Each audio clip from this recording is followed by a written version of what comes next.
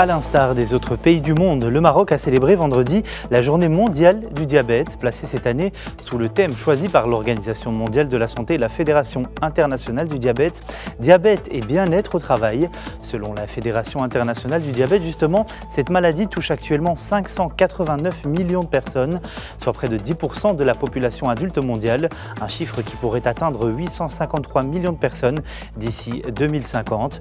Et pour en parler, nous sommes en direct depuis Rabat avec la docteure Fatema Zahra Mouzouni, chef de service des maladies métaboliques et endocriniennes au ministère de la Santé et de la Protection sociale. Madame Fatema Zahra Mouzouni, bonsoir et merci d'être avec nous. Bonsoir et merci pour l'invitation. Alors, on le sait, le diabète est une maladie chronique qui représente aujourd'hui un véritable enjeu de santé publique. Quels sont d'après vous les principaux facteurs de risque du diabète au Maroc ? Effectivement, le diabète, c'est un fléau mondial et malheureusement, notre pays n'en échappe pas. Alors, on peut expliquer cette situation par plusieurs facteurs.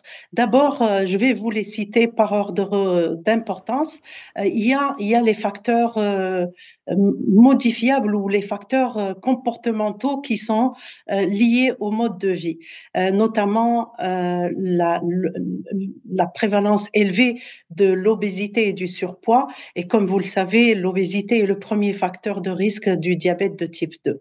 Le deuxième facteur lié au comportement, c'est la sédentarité et l'inactivité physique, ainsi que l'alimentation inadaptée, une alimentation malsaine et déséquilibrée qui est riche en sel, en sucre et en acides gras trans, ainsi que pauvre en fibres.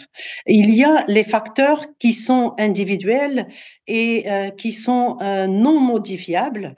Par exemple, l'âge, quand on avance dans l'âge, bien sûr, on développe une insulinorésistance qui peut aboutir à un diabète.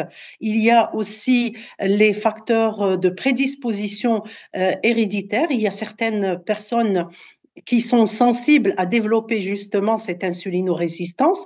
Et puis, il y a les antécédents familiaux. Quand on a un parent de premier degré qui est diabétique, on a une forte probabilité de devenir diabétique. Le troisième type de facteurs, il y a aussi des facteurs qui sont sociaux ou des facteurs qui sont liés à des habitudes culturelles.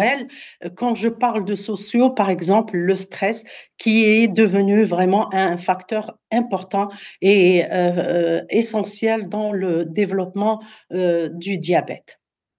Alors si vous voulez bien, parlons chiffres à présent. Combien d'après vous de Marocains sont actuellement atteints du diabète ? L'enquête qu'on avait réalisée en 2017 avait montré une prévalence de 10,6% de diabétiques adultes, soit en chiffre absolu 2,7 millions. Mais je pense que maintenant, ça fait 8 ans que cette enquête a été réalisée et vu que nous enregistrons à peu près 70 000 à 100 000 nouveaux cas par an. Forcément qu'on frôle les 3 millions à plus que 3 millions de diabétiques, de Marocains qui sont diabétiques. À cela, on ajouterait les 10,4% de Marocains qui sont prédiabétiques. Et le chiffre aussi, un troisième chiffre qui nous préoccupe énormément, c'est que 50% des diabétiques ne connaissent pas qu'ils sont diabétiques malheureusement, et ce sont des personnes qui vont le savoir ou qui vont fréquenter les structures sanitaires qu'après avoir développé une ou deux complications dégénératives du diabète. Et là, la prise en charge va être un peu plus compliquée et plus coûteuse. Alors la journée du 14 novembre vise à sensibiliser sur l'augmentation du diabète, ses facteurs de risque et à promouvoir aussi la prévention et la prise en charge. Comment assurer leur prise en charge afin de garantir un accès équitable aux médicaments essentiels ? Alors, pour la journée mondiale d'abord, il faut dire que c'est une occasion pour que le ministère de la santé, ainsi que d'autres partenaires, parlent encore et rappellent la situation alarmante, du diabète, dans notre pays. Le thème qui a été choisi cette année, c'est le diabète et le bien-être au travail. Heu, je pense que c'est un thème, très pertinent parce qu'il a été, souvent négligé dans son traitement et il porte sur l'impact du diabète en milieu professionnel, mais aussi l'environnement professionnel qui peut jouer un rôle fondamental dans la prévention, la prise en charge et aussi le bien-être et la qualité de vie des personnes actives. Alors, nous saisissons cette occasion pour justement organiser des campagnes de sensibilisation, d'abord sur les facteurs de risque et les facteurs de risque et les moyens de prévention. Justement, De, docteur, justement, j'y venais. Alors, le ministère de la Santé et de la Protection sociale organise des activités de sensibilisation jusqu'au 15 décembre. Est-ce que, justement, vous pouvez nous en dire un peu plus sur ces activités de sensibilisation organisées au Maroc pour la Journée mondiale du diabète?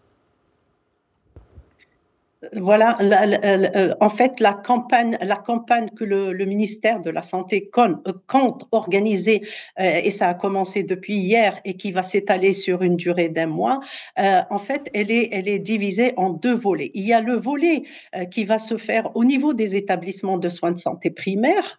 Là, il y aura des sessions de sensibilisation et d'information sur les facteurs de risque ainsi que les signes annonciateurs du diabète pour que la population connaisse ces facteurs de risque et ces signes annonciateurs. Et deuxièmement, il y aura toujours au niveau des établissements de soins de santé primaires, il y aura le dépistage du diabète chez les personnes à haut risque, ainsi que la dispensation des séances d'éducation thérapeutique. Comme vous le savez, l'éducation thérapeutique est la pierre angulaire de la bonne gestion au quotidien du diabète par les patients. Le deuxième volet de cette campagne va se faire pour, bien sûr, s'inscrire dans le thème au niveau des entreprises et des institutions et il y aura toujours l'organisation de sessions d'information et de sensibilisation au profit des employés et des employeurs pour connaître toujours les facteurs de risque du diabète ainsi que les signes annonciateurs et aussi pour parler de l'importance du dépistage et l'importance de l'intégration et de l'accompagnement des travailleurs diabétiques par les employés. Parce qu'il faut savoir que là, il y a la solution gagnant-gagnant. Quand un employé se trouve dans un environnement de travail propice qui assure la qualité de vie,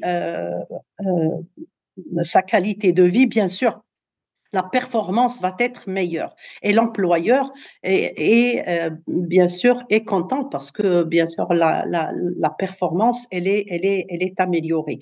Donc, c'est ça l'objectif de la campagne, c'est que il faut que les personnes qui vivent avec le diabète et qui passent la majorité du temps dans leur travail aient ce milieu propice pour assurer leur bien-être et une meilleure qualité de leur vie.